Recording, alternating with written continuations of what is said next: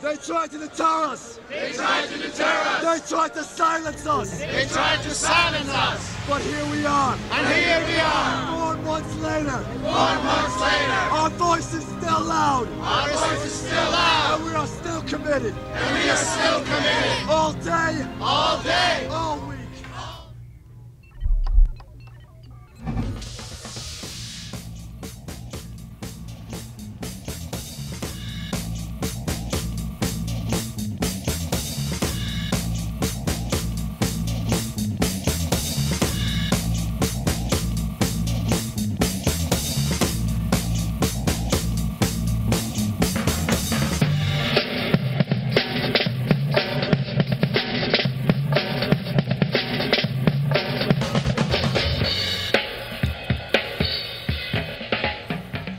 Welcome back to Occupy the Media. I'm Jared Kang Mayer, and I'm holding down the proverbial encampment here with FSTV Executive Director Don Rojas and news producer Marcy Miranda.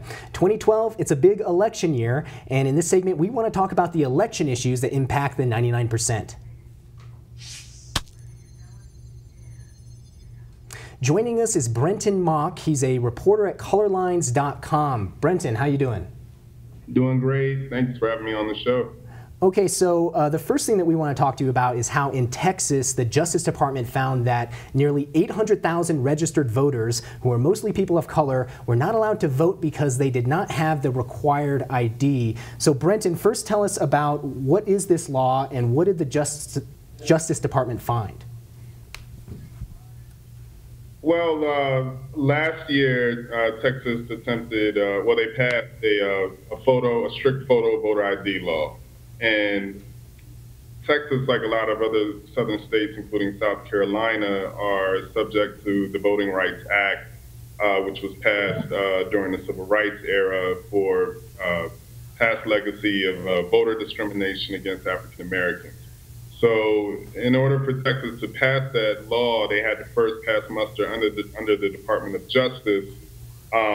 The Department of Justice, you know, they did their diligence on Texas and found that those laws, or the law that Texas wanted to pass, would in fact have a discriminatory effect on Latino Americans throughout the state. And so this law in Texas, like similar laws in other states, says that in order to vote, you have to show up with a legal identification that has your photo on it to prove who you are. How does that actually deter people, particularly people of color, from actually turning out to the polls? Well, understand that there's a very strict definition of what kind of ID that you can use in order to vote. It must be a state-issued or federal government-issued ID or military ID, or you can use your concealed weapons permit. If you have a college student ID, that will not make you eligible to vote. If you are an elderly person with nothing but a Medicare card, that won't have you eligible to vote. The problem is that, you know, there are a lot of Latino Americans who may not have the kind of ID that's required. And even if they attempted to get an ID, there are, you know, huge swaths of Texas where people would have to drive dozens, if not, you know, in some cases hundreds of miles to get to a driver's license office just to get the specific kind of ID that you need to vote. And so, Brenton, there's this happening in Texas and in other states, but this has actually become a national issue and an international issue. Ben Jealous, the president of the NAACP, was in Geneva last week. He asked the United Nations Human Rights Council to investigate voter suppression laws, and we have a clip of that, so let's take a look. We're asking them to take an interest in what's happening in the U.S., to send over a delegation of experts, of lawyers, to look at what's happening. These new voter ID laws come in the midst of a massive onslaught against all sorts of voting protection. So they have attacked same-day registration, early voting, Sunday voting, made it harder to actually run a voter registration drive. And yes, they've also passed these voter ID bills, making it harder to vote.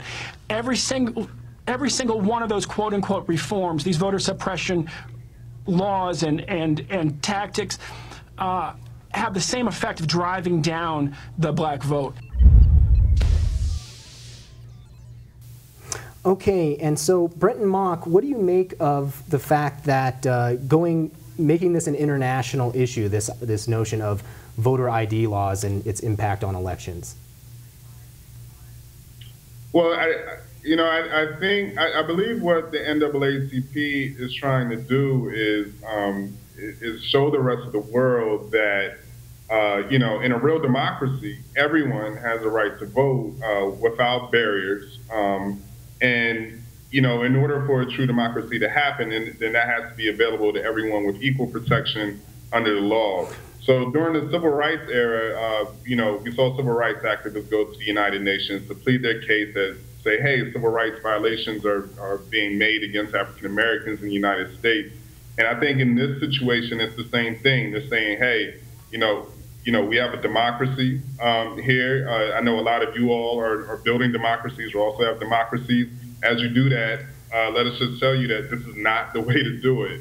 The way to do a democracy is to make sure that everyone is able to participate equally in the electoral democracy system.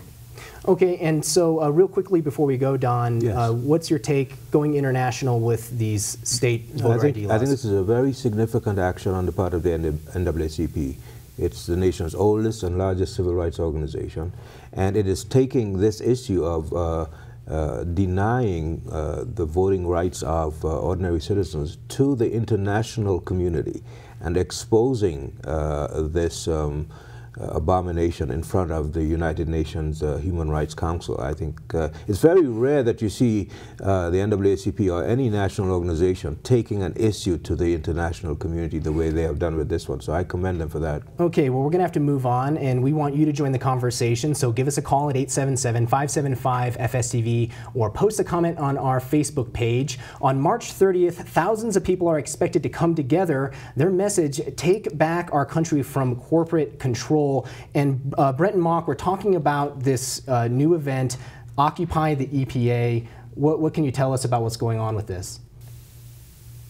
What I can say about it is that people are obviously building upon the many successes of the Occupy Wall Street movement to call on the federal government to do right by its people in terms of, again, creating equal protection under the environmental protection laws for all people across the United States. I think they're standing up for environmental justice, and I think the timing is perfect given that President Obama issuing a memo today saying that he was going to, make sure that the southern portion of the Keystone XL pipeline construction will be able to commence, which is somewhat of a backtrack against the order that he gave not long ago, saying that he would advise against the construction. Okay, well, let's try and get some callers on. It's time for another mic check.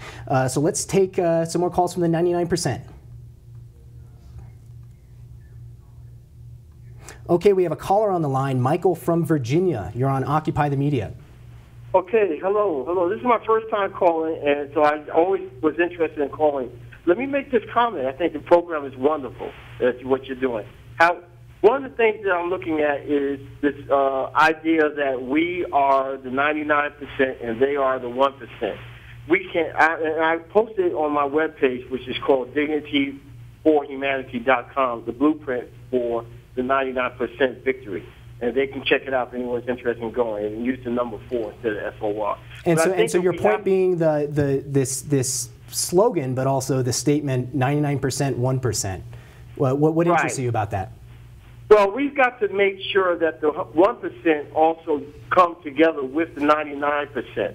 They have to become a part. They have enemies too. That 1/10 of the 1%. You follow me? You see? And they have enemies too. If we make their enemies our friends, then we can always convince them to turn in our direction, our favor, and turn against those who are attempting to take away all of our constitutional rights, our amendment, our Bill of Rights, and Declaration of Independence. Now, okay, well, that's a great comment, Michael. I want to give our guests a chance to respond to that, so thanks a lot for your call.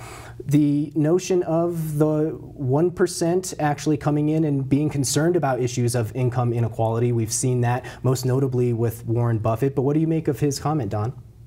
Well, you know, his comment, I think, is what he's trying to say is that there are elements within the 1%, and we have seen that people who actually work on Wall Street, who have careers on Wall Street, who are making lots of money on Wall Street, but who also have a conscience, you know, have actually come out in open solidarity with the Occupy movement. We saw that in Zuccotti Park last fall.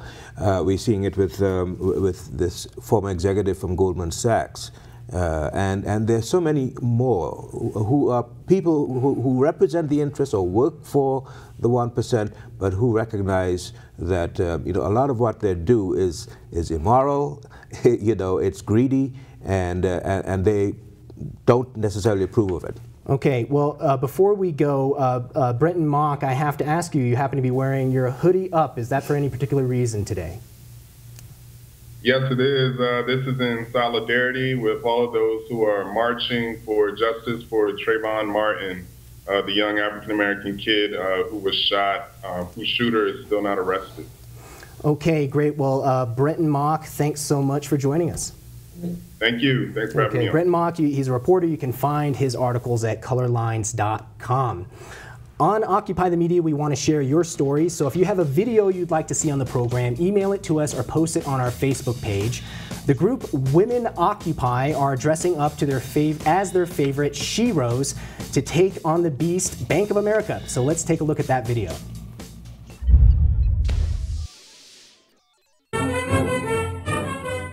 With the rights of a person, ravaging everything in its path, the evil empire is upon us.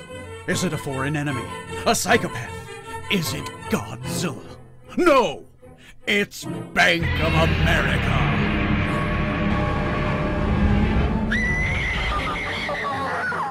With B of A's power, dirty money, and influence, they control the world. No average citizen can defeat Bank of America. Congress can't stop them, and neither can the president. Too big to fail, too big to exist. B of A has rights equal to and greater than any American citizen, even though they're not a real person. Predatory lending, faulty loans, improper foreclosure on active duty military, and tax evasion. Families are destroyed and communities stomped on. And for what? In 2010, Bank of America's CEO Brian Moynihan got a $9.05 million bonus for helping to drive our economy's economic recession. And in 2009, former CEO Ken Lewis gave himself a $69 million retirement plan. Now that's a lot of kidding.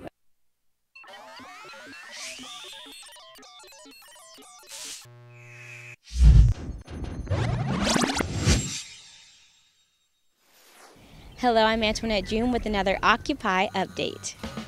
Saturday, March 24th at 10 a.m. is Disrupt Dirty Power. Occupy Wall Street and allied organizations will kick off a global month of action leading up to Earth Day to connect the dots between the 1% and the destruction of the planet. If you'd like more information and to find out ways that you can get involved, visit nycga.net.